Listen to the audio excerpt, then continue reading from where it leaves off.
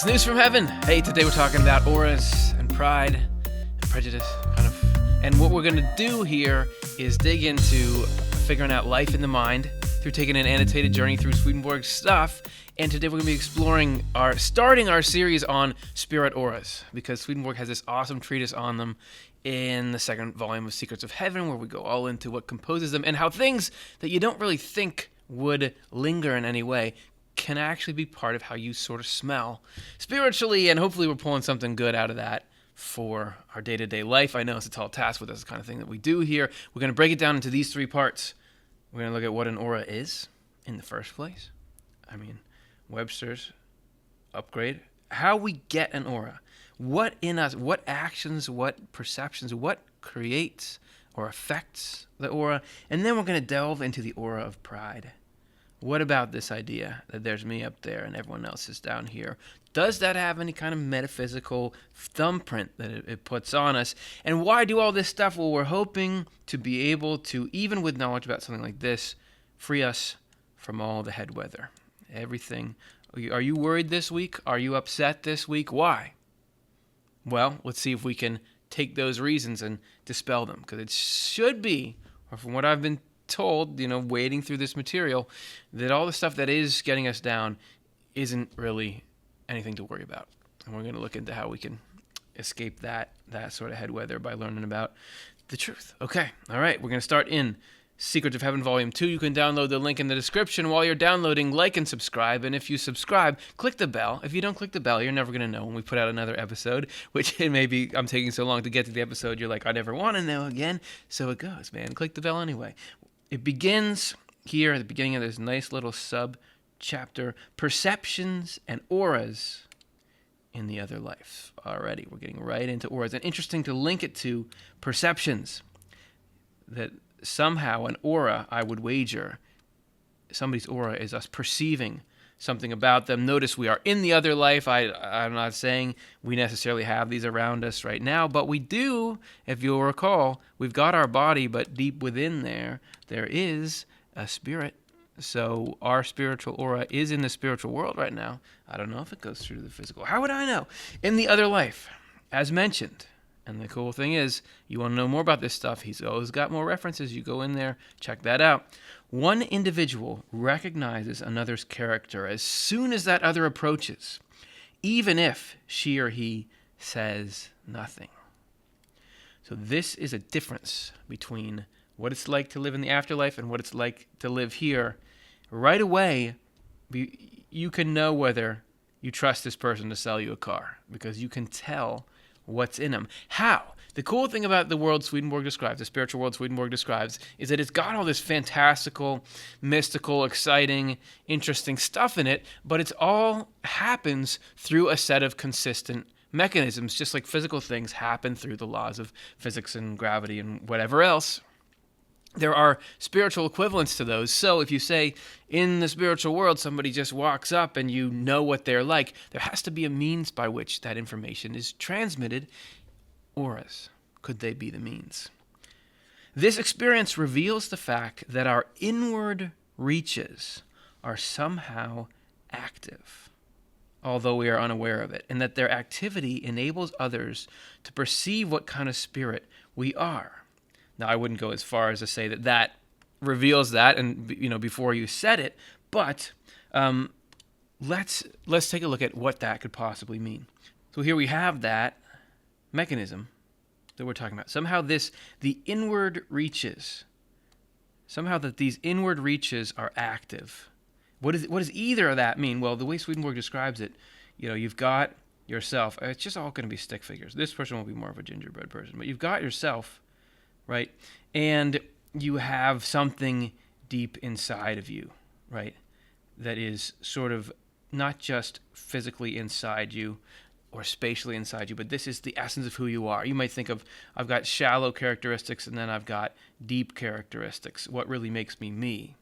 Somehow the activity here, this activity of the processes in you, whether that's thoughts and feelings or something deeper than that makes you who you are, somehow that radiates, like if I tap on this microphone, bunk, bunk, bunk, I didn't really do it, don't worry. That radiates sound, right? The inward reaches of us somehow give off some kind of wave or something that can be then detected by, the next angel down who's saying, what kind of spirit are you? Somehow these inward reaches broadcast a wave out. You couldn't just buy drawings like this on the internet. You've got to draw them yourself to get that quality. Okay, so I was able to see the truth of this by observing the aura of this activity not only radiates far and wide, but sometimes, when the Lord allows, makes itself perceptible in various ways. Now here, he seems to scale it back to sometimes. It's not that you always walk around broadcasting, but when this is switched on, or perhaps when somebody has the right, heaven goggles, they can see what's going on. So this is the aura. We wanted to know what an aura is. It's the inward reaches being active in a way that sometimes is perceptible. That's your aura. All right, so now let's talk about so you've got these inward reaches. What makes us have an aura and what affects, because if I, spiritually smell a certain way or somebody can detect who I am, I'd love for that to be a nice experience for them, and I'd love to look good, of course. So how do you do that? In addition, I learned how we acquire these auras. So here we get into how do we get them, which becomes so tangible in the other world. What makes an aura? How do you work that out? To put it in comprehensible terms, take the example of people who have formed an opinion of themselves as superior to others. We're jumping ahead a bit into pride, which we'll continue to unpack. But what is this? So an opinion, a belief, that is what forms. If you think of an aura, we usually think of it as some kind of force field that goes out. To think that the essence of those is right away a psychological component. This is an opinion, a way that we think about ourselves. This is what we're going to unpack. Okay, so how does thinking of ourselves as superior to others, which is anathema to the mindset of heaven? And I would point out, you may say, what are you going to do? I'm sitting here struggling with all this head weather, and you're going to come and tell me that you're not better than other people. That's going to take away all that I have. I have found that there's a significant difference between feeling superior to other people and feeling good about yourself. And I would say that overall buying into this system of looking into, am I inferior or superior to people, and which one when, and am I losing ground or gaining ground, overall that is completely antagonistic to happiness. And that this mindset of heaven, where we shun things like even wanting that rush of feeling better than others because you're instead focused on the good and true, that is a much happier, much more peaceful lifestyle. So in my mind, it's good news all around. We'll see if you believe me. They eventually develop, so people who do cultivate this, believing they're superior to others, perhaps you know somebody like this, or perhaps you are yourself. We all are to an extent in our own little ways, but you got somebody who really cultivates this. What happens? What does that do to their aura? They eventually develop the habit and the instinct, so to speak, of focusing on themselves wherever they see. Look at this. So focusing on themselves whenever they see other people or talk to them, wherever they go. So if I'm a person, and again, I said it's all going to be stick people this time. If I'm a person and I'm going somewhere, rather than the sights around, like, look at this, there's a saguaro cactus, isn't that awesome? Rather than the people, oh, this is a cool person who's doing some cool thing. When I should be looking at them, I'm actually just really focusing on myself. Now, what would that mean? They do so consciously at first, and then unconsciously, so that they themselves become blind to it. And what I think this would look like, and I realize I never drew any spikes on this saguaro cactus. I am apologizing right now and rectifying that. How could you see yourself in other people and in places?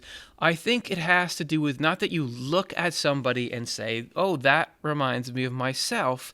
It's more you look at a person, and instead of thinking about that person as themselves and what do they need and what do they care about and how best can I serve and what's God doing in their life, you're thinking about what you can get out of that person. How is this that the person's value or importance or the reason you would pay attention to them is what do they do for you? And you might have very warm feelings towards someone who could potentially give you money or a raise or something equivalent, and as soon as somebody doesn't offer something, they drop off. How much, when we look at other people, when they're driving, is it that they're just something that's in my way, right? That is seeing ourselves in the person. Or the flip side of that is you can see yourself in a group of people. Let's say that you have one group of the human race, whatever that dividing line is, and you say, this is my favorite group of people, and I want them. I care a lot about them and about their wants and their needs and what helps them and what hurts them and what's been unfair to them and unjust to them. And I don't care about everyone else as much as I care about these people. You think, it's so good because I care about this group of people. But Swedenborg is saying it's possible that we only care about them because they are us. We see them as a proxy for ourselves. So if we do this, which is the opposite of love and service that makes heaven, it can really get stuck in your aura. You can be broadcasting that opinion out to any spirit who's nearby. They do so consciously at first and then unconsciously so that they themselves become blind to it. When am I doing that? I may not even notice it. Still, the habit governs every one of their gestures and words, just as it governs every one of their feelings and thoughts, which you never would really think it would get into how you move and what you say. But it all can point back, just as it governed everyone's and their feelings and thoughts. And if you're starting to have this collage here, where this habit is touching feelings, thoughts, gestures, words, it's starting to touch a lot of you, wouldn't this be, like we were saying before, the inward reaches? What makes you you? Isn't that the inward reaches coming out into these things? So is this going to show up in the aura? I bet it is. This is something we are capable of noticing in others. It's a great point. It's much easier to say, well, this person obviously thinks of themselves all the time. It's much harder to know when we're doing it. I forgive you, and I forgive myself. Such a trait is what creates an aura in the other life. How do you get an aura? Some kind of trait that gets wrapped up in how you think and feel and how you look at the world. That's what creates an aura in the next life. And others perceive the aura, but no more often than the Lord allows. So in case you're feeling embarrassed, like, I don't want everybody to know I'm working on something. I have some flaws and faults. The Lord loves people like you wouldn't believe and knows what would cause us any kind of psychological harm and would be planning for that. And you can trust this. Whenever the Lord allows, that's good. Lord knows how to make the right calls. Tough calls sometimes, but the right calls. Okay, I'll turn over my my aura PR system to you. That's fine. I'll do that. That's no problem. So there you have it. The same is true with other attitudes as well. So the system, because I was saying before, it's a system. So it wouldn't just be for one if it's consistent, just like no matter what you throw, it falls. No matter what starts to govern all these parts of you, it makes its way into your aura. The same is true with other attitudes as well. As a result, there are as many auras as there are moods and combination of moods. Think about that. So you could have somebody who thinks, of themselves a lot, but then has like a good heart and is trying to push back against that. Or you could have somebody who perhaps is concerned more with financial gain and love of the world, but is also at the same time very into making life better for other people. You could have somebody who doesn't really worry about anybody but themselves. You could have someone who thinks not about themselves at all, maybe to a fault, and could use a little grounding. Think of how many different kinds of moods there could be, and if those were represented perceptibly, that's the world of auras. So individual people can be radiating these different auras from them. And I don't know if that's what they look like, but there's a similar amount of distinguishment between them, which are countless. Just try to count these ones I drew here. They're countless. An aura, our aura, not just an aura, our aura is like an image of ourselves projected outside us. If somebody says, ooh, an aura, what's that? Man, that person is rude. You say it's an image of ourselves projected outside us that in the spiritual world is perceptible. In fact, it is an image of everything inside us. which now we're starting to get into. It's not the same as if somebody hacked your Facebook and can see all the private photos you have on there and they know all your emails. There's more in us that maybe we don't even know. But this aura allows us, so the downside is maybe you don't want somebody to know all about you, but the upside is you can be seen and known in maybe a way that we didn't think was possible before. That there is a way in which you can be perceived, it sounds like almost instantaneously somebody can really get you, know who you are, and maybe even teach you something about who you are. What presents itself to view or to perception in the world of spirits, however, now look at this. We've got some levels here. We've got heaven. We've got the world of spirits. We've got earth where we are. And we have our aura, which moves throughout. So on earth, we barely see anything of who the person is. That little teeny red dot is the representation of how much of us, our true character, can be known. Because you can sort of get like something equivalent to what these auras would do from studying people's facial expressions, their tone of voice, the things that they do say and do. You can get a little sense of who they are, but it could all be a mask. You don't know. However, in the world of spirits, it's only a general approximation. So you get this aura, this perception of the person in the moment, but it's still relatively, it's a very pixelated screen. There's not really them on there. In heaven, on the other hand, our character is recognized in a more specific way, which is good, because these heaven people are the ones you really want recognizing you. In heaven, you're really seeing all the components and all the magic and mystery that make up a human being. Oh, you think I drew enough levels on there? Well, I didn't, because no one but the Lord, though, knows what we are like down to the smallest detail. So if you've got the Lord jumping across the page margin here, the Lord really sees us, knows us. Imagine this circle is millions of times bigger and more filled in than all those ones below. That's how it should be, because each of these levels ascend in, well, these two will be roughly equivalent, but these levels ascend in how much the element there cares about us. Heaven loves you a lot more than the world of spirits or earth, and the Lord loves you even more than heaven. In fact, heaven is just borrowing the Lord's love for you, because the Lord is love and all that. What presents... Oh, yeah, no, smallest details. Hey, that was a twofer. I read those words twice. Then we're going to end here with some concrete examples. Get you the Swedenborg experience of him saying, I'm telling you the general principle, and this is how I saw the general principle play out.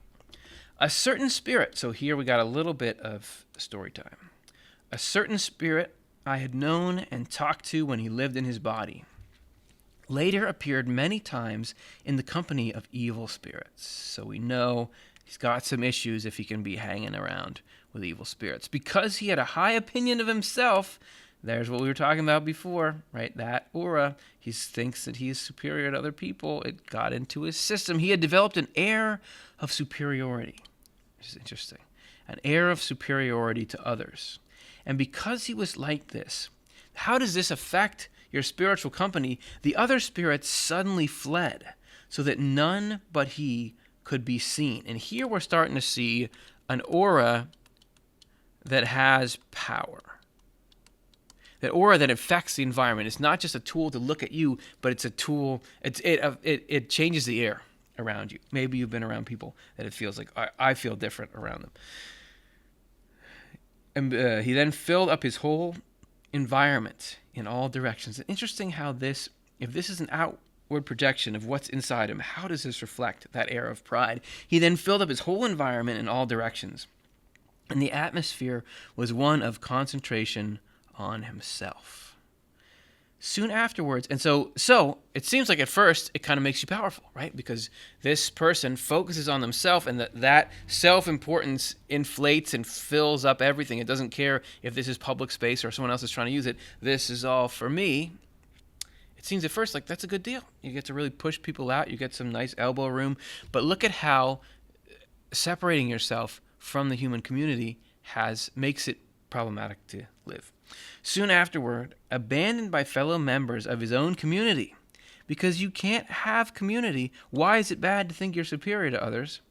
Because that's the opposite of community. Community is thinking we're in this together.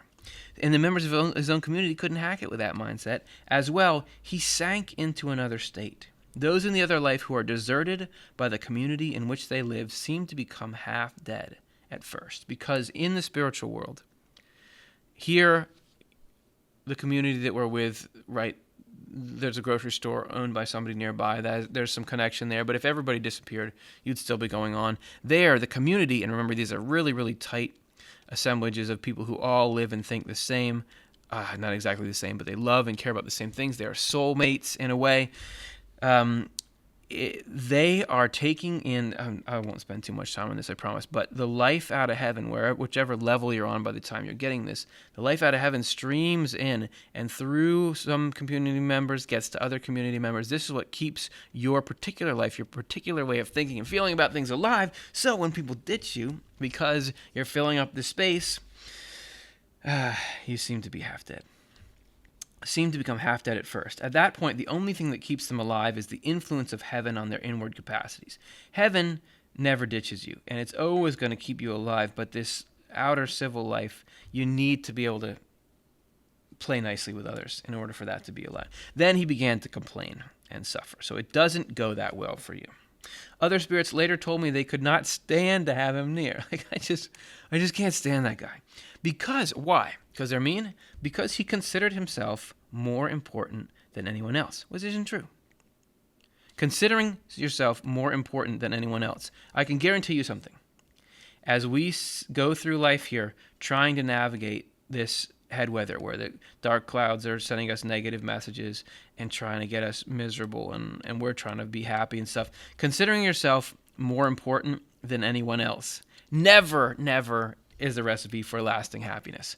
For two reasons. First of all, it isolates you and all that. But on the other hand, these dark clouds love you to have that belief. It's not always overt, like I'm more important than everyone else, but it's implied in the way that we act or think about ourselves versus others. They love that because that's something they can grab onto and then say, yes, you are so important, you are so important. And as soon as you mess up, they're like, look at it, you're worth nothing because you've bought into this game of self-worth. And also they get you to feel hatred and antagonism towards people. They get you to feel rage when you're not given the respect you believe you deserve. They also think you're so awesome, you don't need anything outside. You're not connected to God. You don't need all that. All that leads to misery. To clear this out, to not be thinking like that, to think, oh no, to not be concerned with how you rank versus other people, man, does that let the light in. And I can only do it on occasion, but when it does work, it feels awesome. And that's how I know this actually is good. This is the Lord caring about you, telling you that this is how it's going to go. Eventually, having formed ties with a new community, he rose up and consequently seemed to himself to be governing the universe all alone. So it's not that heaven shuts him down. He finds some new people and says, okay, while I'm here, somehow some spiritual forces are letting him kind of live out this fantasy. Those are the lengths to which self-love inflates our pride when left to itself. Governing the universe all alone. I want to be the most important thing. I'm Yertle the turtle, but get those 5,000 more turtles. I'm up here on top. And there's no God, it's just me, and it's just ruling, which is this false dream of happiness.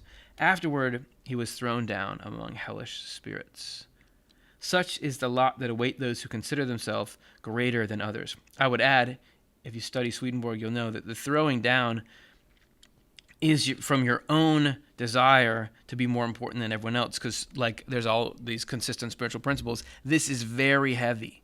That is a very heavy thing that drags you down to hellish spirits, which, by the way, all believe that. Every hellish spirit believes they're more important than everybody else. So you're just going, again, out of this community into your true soulmate community of people who are all digging the same thing. More than any other love. Here's a takeaway about the aura of pride. More than any other love, self-love is opposed to mutual love, which is the life of heaven. Of course it is. Of course, mutual love is the life of heaven. And when you know that, and you're here trying to fight off the mental weather, and that competition that was represented by those arrows disappears, and you do think of it more as like a community, where there's all these different people offering what they can, and they're connected, and love is what's important, not who's better than who, and we're trying to make life better. Man, I'll tell you, that lifts you up and out of the dark clouds just as quick as can be. So good to know that it's not just the right thing to do, but it's giving you a nice, squeaky clean aura as well. And that's the news from heaven. So what do you think? Does that help you Does it do anything for you? Let me know in the comments. Like and subscribe. Click the bell if you subscribe, or you'll never know when we do the next show, when we continue our series on auras here. And let me know what in this turned into practical tools that you could use throughout the week. I really do want to know that stuff. We're about to come back in our next episode and take a look further at these auras and how knowing about how we end up spiritually can really give us the compass direction to do the right things here and get on the right track. And really happy to get to talk about that a little bit with you here today. Hope that your aura is great and that it's a one of joy and mutual love so that you fit right in heaven. See you soon.